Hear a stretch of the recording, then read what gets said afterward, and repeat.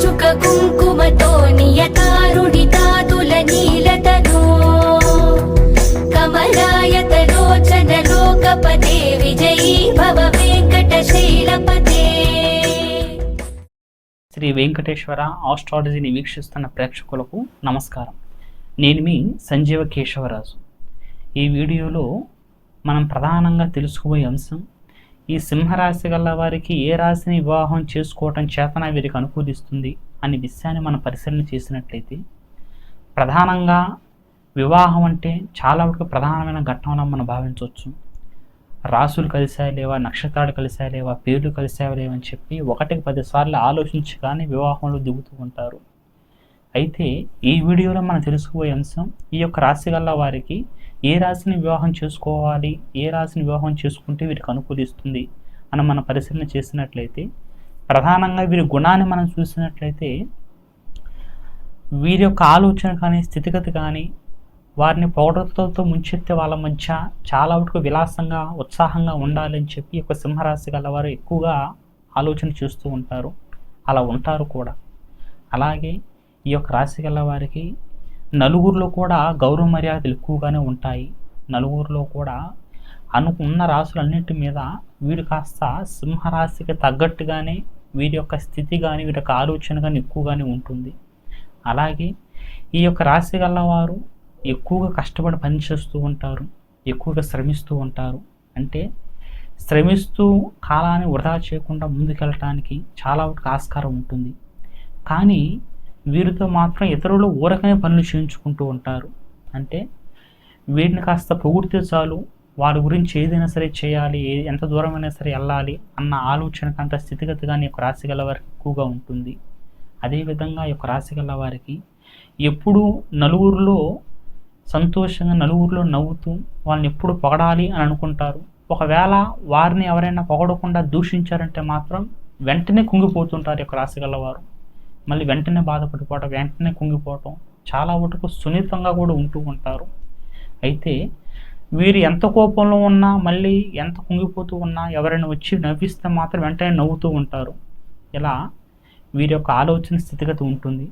అలాగే వీరి మనసులో ఏది ఉంటే అదే బయటకు చెప్తారు, కానీ లోపల ఒకటి బయటకు ఒకటి చెప్పే మనసు యొక్క రాశి గల వారికి ఉండదు. కోపం ఉంటే కోపాన్ని చూపిస్తారు, ప్రేమ ఉంటే ప్రేమను చూపిస్తారు. అలా ఉంటారు తప్ప నటిస్తూ ఉండేవారు కాదు యొక్క సింహరాశి గలవారు.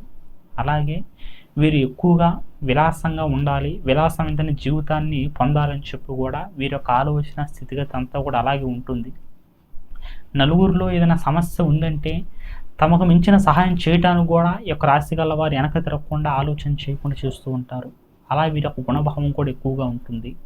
అయితే వీరు ఎంతగా నలుగురిలో సింహరాశికి తగ్గట్టుగా ఎంతగా పౌరుషంగా ఉండాలనుకుంటారు, అదేవిధంగా వీరిని మోసం చేసే వ్యక్తులు కూడా చాలా వరకు ఎక్కువగానే ఉంటూ ఉంటారు. కానీ ఆ విషయాన్ని వీరు పెద్దగా పట్టించుకోరు, ఆ విషయాన్ని పెద్ద కనిపెట్టలేరు. ఎదుటి మనిషి మోసం చేస్తున్నాడా లేడా, ఎదుటి మనిషి వల్ల మనకి అపాయం వస్తుందా లేదా అన్నట్టుగా వెంటనే కనిపెట్టలేరు. అంతా మన వాళ్ళేగా అనుకునే గుణం యొక్క రాశి గల వారికి ఉంటుంది. అయితే వీరికి జీవిత భాగస్వామి పట్ల చాలా వరకు అమితమైన ప్రేమ, అభిమానాన్ని చూపించే మనసు యొక్క రాశి గల వారికి ఉంటుంది. తమ కుటుంబాన్ని ఎవరు కూడా హాని చేయకుండా ముందుగానే పూర్తిగా ఒక కంచెలు కట్టుకుంటూ కుటుంబ రీత్యా ఒక పెద్ద రకాన్ని పోషించుకుంటూ ముందుకెళ్ళే యోగం కూడా ఇక సింహరాశి గల వారికి ఎక్కువగా ఉంటుంది. అలాగే ప్రేమించిన స్త్రీ మంచిగా చూసుకోవాలి, ప్రేమించిన స్త్రీతో ముందుకెళ్ళాలి, ప్రేమించిన స్త్రీ వివాహం చేసుకోవాలని చెప్పి కూడా ఎక్కువగా ఒక రాశి గల వారు ఆలోచన చేస్తూ ఉంటారు. కానీ వీరి టైం బాగోలేక మోసపోయారంటే మాత్రం చాలా వరకు వెంటనే కుంగిపోతూ ఉంటారు. మళ్ళీ వీరు కోలుకోవడానికి చాలా వరకు సమయం అవుతుంది.